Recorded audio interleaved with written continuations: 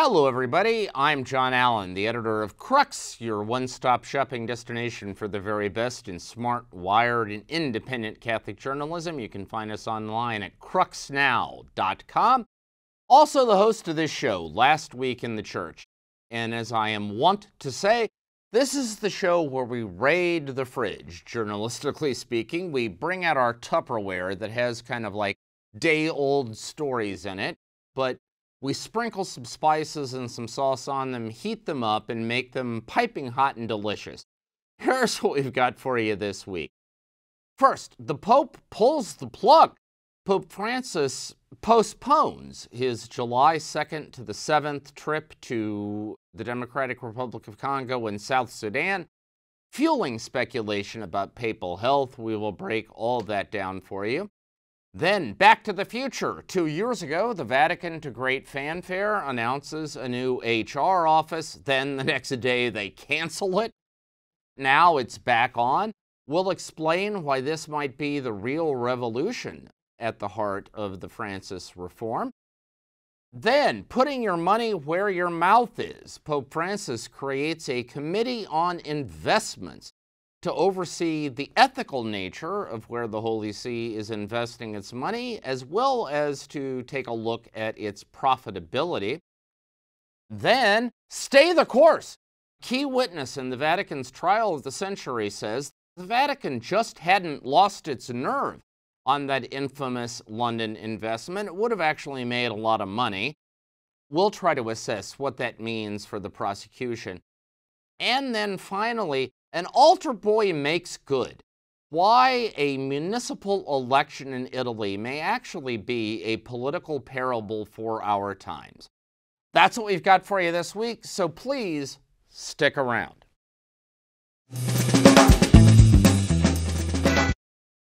All right, well, listen, happy Tuesday, everybody. Happy Tuesday, June 14th.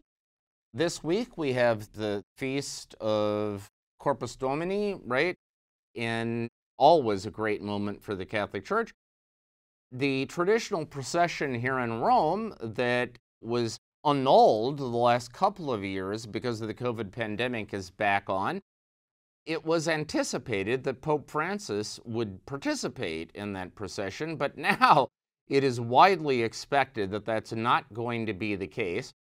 And this, of course, in the wake of the Vatican announcing last week that the Pope's scheduled July 2nd to the 7th trip to the Democratic Republic of Congo and to South Sudan, both places the Pope has said publicly for a long time that he wants to go. That trip has been postponed indefinitely because of the Pope's ongoing health issues. Now, those health issues have to do with osteoarthritis in his right knee, which has made mobility very difficult for the Pope and has sort of constrained him to use a wheelchair in most of his public appearances recently. Now, the fact that the Pope has called off a trip right before it was supposed to happen, like, you should know that, like, preparations for this trip were well underway. In fact, journalists who were going to be traveling with the Pope, including my wife, by the way, were busily trying to get their yellow fever inoculations and, make preparations. And then out of a clear blue sky, it's announced this isn't going to happen. Now, this just doesn't happen very much. Popes generally do not schedule trips and commit to them and then set the machinery in motion to prepare for those trips only to pull out at the last moment. It's not quite unprecedented, but it's very unusual.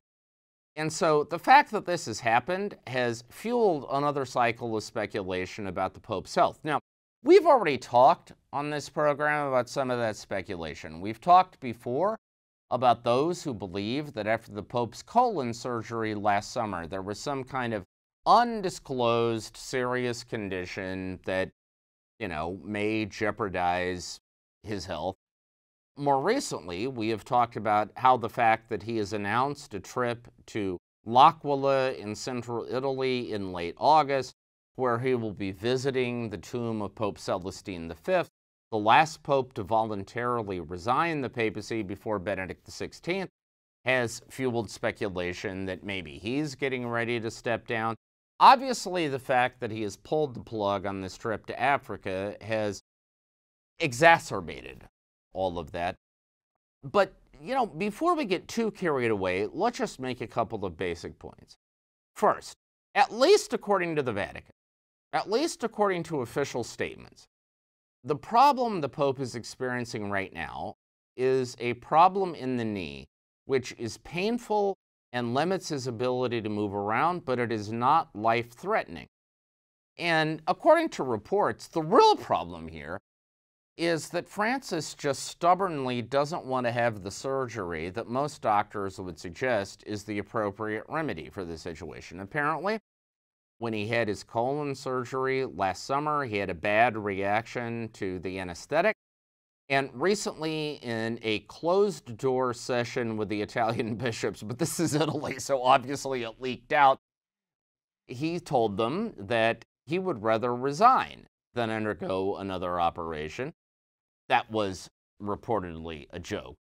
But in any event, it indicates the unwillingness of Pope Francis to undergo another surgery. Now, the thing about it is, what medical experts say is that the surgery he needs now on his knee is actually a lot less complicated than the colon surgery he had last summer.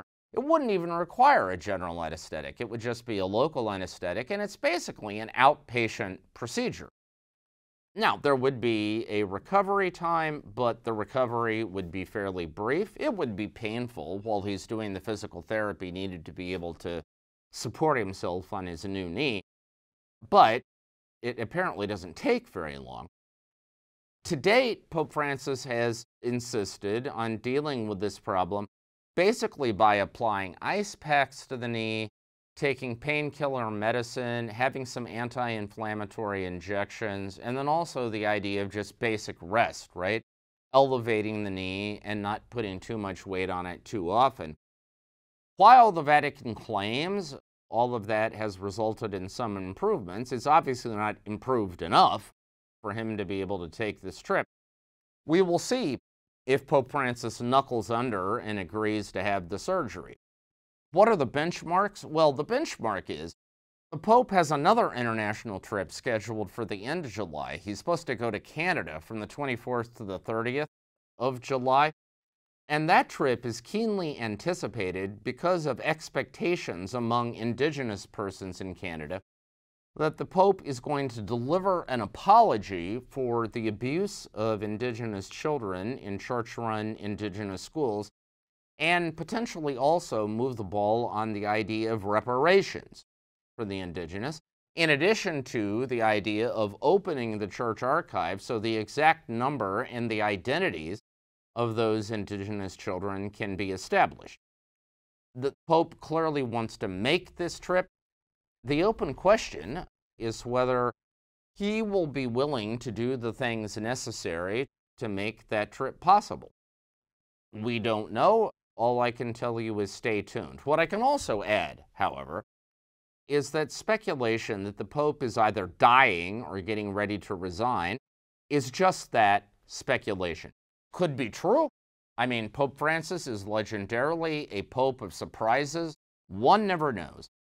But there is no present indication that either of those two things is in the offing. Let's remember that the Pope already has 2 more trips scheduled for September. He's supposed to be going to Kazakhstan in the middle of the month, and then Matera here in southern Italy towards the end of the month. And so whether he would actually quit before those things happened is anyone's guess. So my advice, don't get too carried away by rumors and gossip and speculation. Stick to what we actually know, and what we actually know is the Pope has apologized for the cancellation of this trip, vowed that he intends to make it at some indeterminate future date, which doesn't exactly sound like a Pope who's on the brink of walking away. All right, second up this week, Back to the Future. So, in 2020, on a Friday afternoon, the Vatican put out a statement announcing the creation of a new Human Resources Office in the Secretariat of State and calling this a key moment in the process of reform launched by Pope Francis. The next day, Saturday, the Vatican put out another statement saying, whoops, this actually isn't a firm thing. This was just an idea that was presented to the Pope. No new office has actually been created, and the Pope, in due course, will decide what to do with it. Now, at the time, we all saw it as one of the most epic flops in the history of Vatican communication. So here we are, 2 years later, and it turns out there actually is a new HR office in the Holy See, or at least the Vatican hasn't retracted it yet.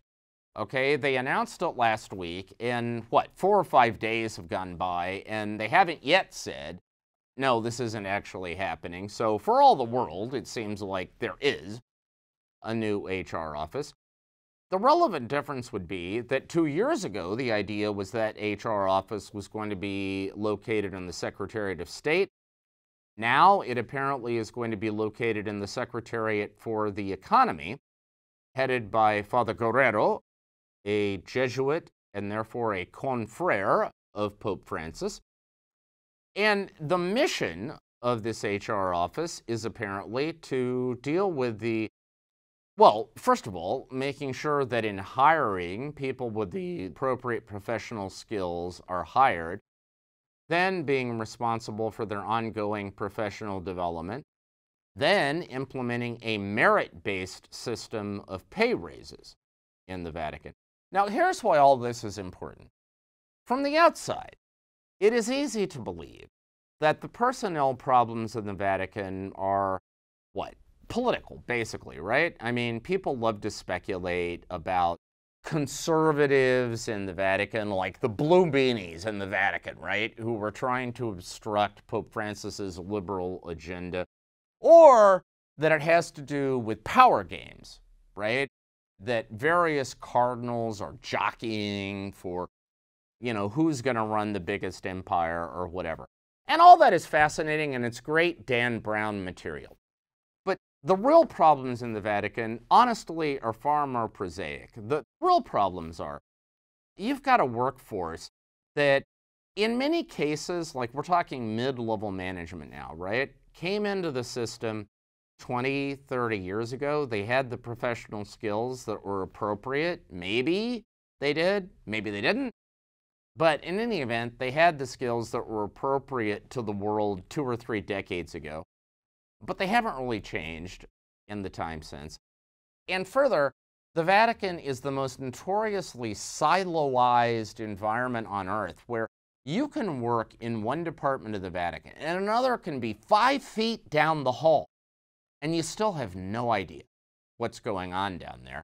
And in fact, they may be working on something that actually intersects with what you're working on, but you have no idea that's happening. And so you're either working, at a minimum, you're duplicating resources. Sometimes you're actually working at cross purposes.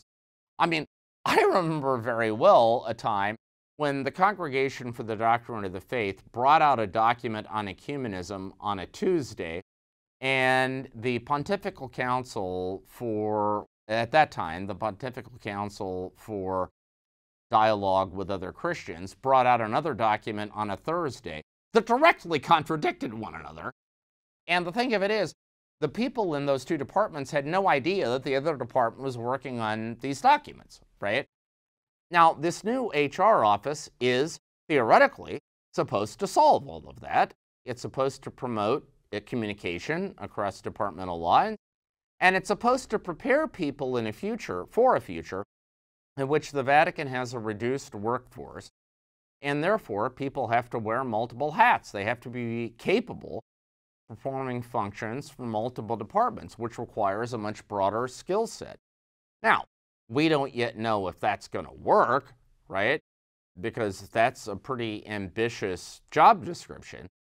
But if it works the way that Father Guerrero described it in an internal memo to the heads of all Vatican departments, if it's serious and it actually delivers on its promise, this could actually be the most critical reform step that Pope Francis has taken to date. Because the thing of it is, ladies and gentlemen, the Vatican is going broke, okay? It's hemorrhaging money.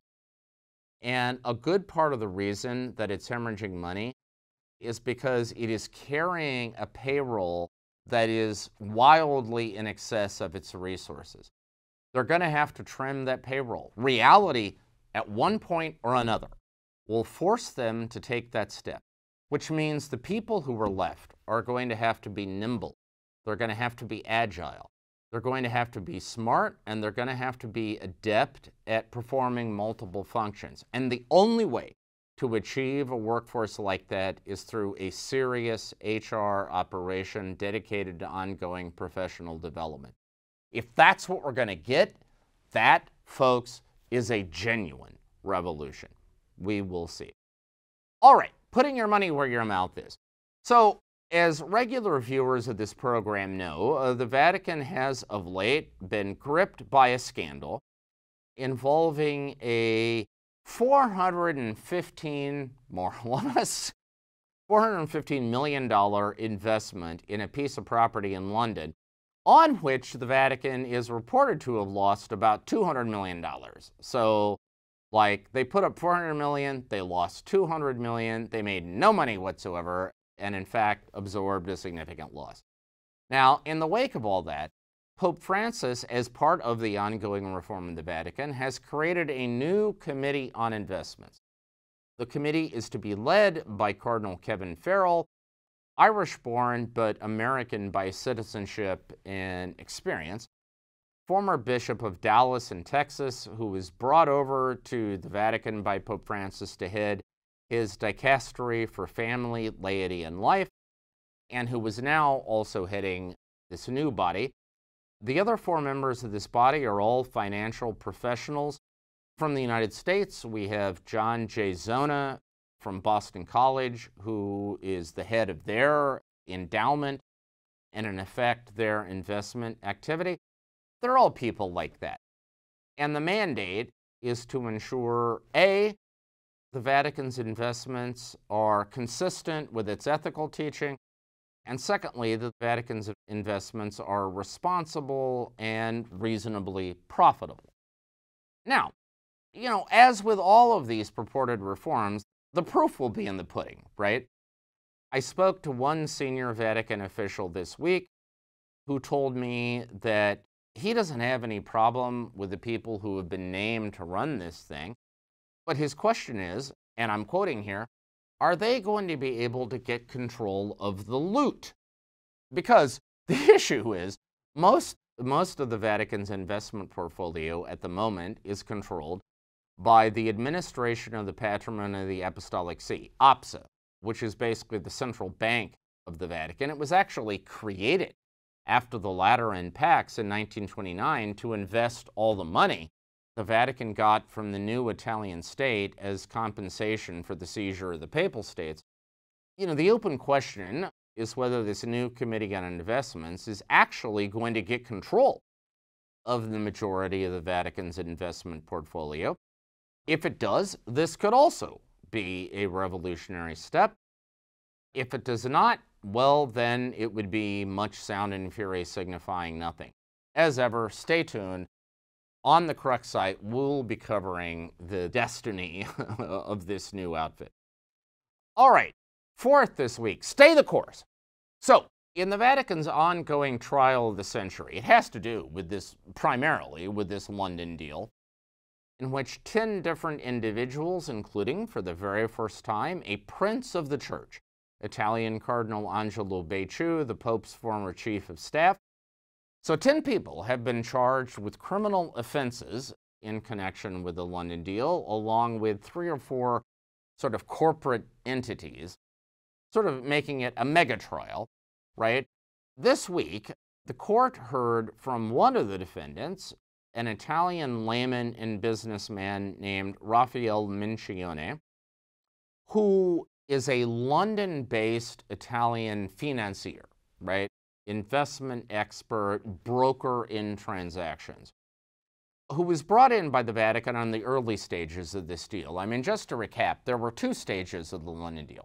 First, the Vatican bought kind of a 50% stake in this piece of property in the Chelsea neighborhood of London, a former Harrods warehouse that was supposed to be converted into luxury apartments. Then the Vatican soured on their relationship with Mincione. They wanted to get rid of him. And so they decided to try to buy him out, basically, buy 100% control of this property. They brought in another Italian businessman by the name of Gianluigi Torzi, who has also been charged in this trial, by the way. And the whole thing ended up in disaster. The Vatican recently sold off this property with a reported loss somewhere in the neighborhood of $150 to $200 million. The great question in all of this is, how the hell do you lose money on buying real estate in London? Like, nobody does that. But the Vatican managed to pull it off. All right. So Mincione testified this week, and basically what he said was that had the Vatican just stayed the course, because what he said was, okay, so the Vatican put all this money in. First of all, the Vatican was originally considering buying an oil field in Angola, which had been suggested by a friend of Cardinal Becciu, who at the time was still Archbishop Becciu, the Pope's chief of staff. Mincione was brought in to evaluate that deal. Mincione eventually said, nah, it's too risky, don't do it. And so the powers that be in the Vatican Secretary of State said to him, okay, good advice, we're not going to do Angola, but you keep the money and you figure out like something somewhere else to invest it. So he recommended this property in London. Now, what happened, according to Mincione, is that this deal was going forward with promise of great return on investment, but then we had Brexit, right? And so there was a hold on all of these investments while the details of Brexit were sorted out, and it was at that point, he said, that the Vatican decided to bail. Now, what Mincione argued was that had the Vatican just stuck it out, had they had the nerve to wait out the Brexit negotiations, this deal would have gone forward in perfectly fine fashion, and according to his estimates, they would have made something in the neighborhood of 20 to 30 million instead of losing at the end 150 to 200 million. You know, who knows? I mean, I'm not a financial expert, but what I can tell you is that Mincione's testimony builds upon the testimony of earlier witnesses, all of whom have said that it's fine to blame lower-level officials for the way this played out. But the truth of it is, the big ticket decisions about this deal were made by the higher-ups in the Secretariat of State. And it's really sort of in their lap, I suppose, to absorb the blame for whatever went wrong. In other words, the argument would be, this isn't really about criminality, it's just about bad judgment. And you know, we'll see what the court makes of all of that. All right, finally, this week, an ultra boy bank's good. So, most Americans, most people outside of Italy, probably know the city of Verona as the setting for Shakespeare's Romeo and Juliet. Today, it is a mid-sized city of about 260,000 people, but politically, it's important because for a long time, it is known as basically a conservative town in northern Italy that has been ruled by the Italian center-right for a long time. However, yesterday, in municipal elections in Italy, the first place finisher in the race for mayor was a guy by the name of Damiano Tommasi, who was the center-left candidate. He got about 40% of the vote, according to exit polls. Now, that's not enough to win. He'll have to face a runoff, almost certainly, with a center-right candidate. And because there were two other center-right candidates, you know, it's entirely possible that when the center-right vote consolidates around one of them, Tommasi may actually lose. We don't know. But in any event, he was like the surprise first-place finisher in this race. And here's what makes all of this interesting. First of all, Tomasi is a former calciatore, that is, he's a former soccer player here in Italy. He actually played for the Roma squadra when it last won the Italian national championship in the year 2000-2001. I was here for that championship. I remember very well Tomasi. He is a midfielder. Not the flashiest player on the field, but solid. And I remember the coach at the time saying he was the glue that held the team together. Now, the other thing about Tomasi is that he is a devout Catholic. He is a disciple of Don Lorenzo Milani, a famous sort of peace priest here in Italy. Tomasi ran on a center-left, well, forget center actually, he ran on a fairly left-leaning platform in Verona. But he rejected the sponsorship of any political party. He wanted to be an independent. He refused to appear at campaign rallies with big left-wing politicians. And frankly, the reason he got 40% of the vote probably isn't because of his platform. It's probably because he has a reputation for honesty and integrity, and people in Verona just don't think he would rob the city blind, which they're accustomed to seeing Italian politicians do. Now, what makes this interesting is that Tomasi, during his playing career, his nickname was the Altar Boy, because he was seen as a devout Catholic and a kind of clean hands guy. What makes it even more interesting is that in 1993, Tomasi opted out of, he exercised his right of conscientious objection to obligatory military service in Italy. He was actually the first professional soccer player ever to do that. He ended up working at an Italian Catholic TV network called Telepace, which is sort of the EWTN of Italy. And he became like the personal aide, like driver and factotum, to Don Guido Todeschini, who was like the Mother Angelica of Telepace. He's their most watched personality. And ladies and gentlemen, believe me, he is nobody's idea of a liberal, okay? And yet, when Tomasi became a candidate for mayor in Verona, which, by the way, is where Telepace is based, they're based in Verona, Todeschini gave him what amounts to an endorsement. Todeschini, who is now 86, said of Tomasi, he's a decent young man.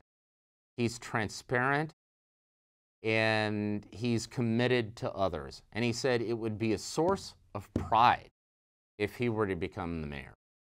Now think about this. Here's a far-left social justice Catholic who is being endorsed by a kind of hard-right, doctrinally orthodox Catholic. And why? It has nothing to do with politics. It's the fact that the guy is decent. He's honest. He's kind. He's generous. He respects the people around him. Those are the basic qualities that make for leadership.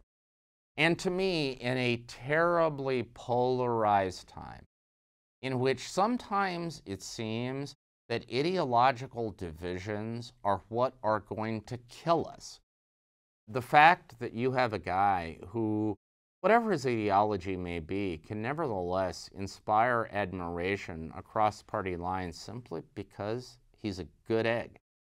I don't know. There is something inspiring about that. We will see how he fares when the runoff occurs, but nevertheless, it's a great story. That is our show for this week. Thank you for being with us. We will be here next Tuesday, same bat time, same bat channel. In the meantime, have a fantastic and blessed week, and we will talk to you again soon.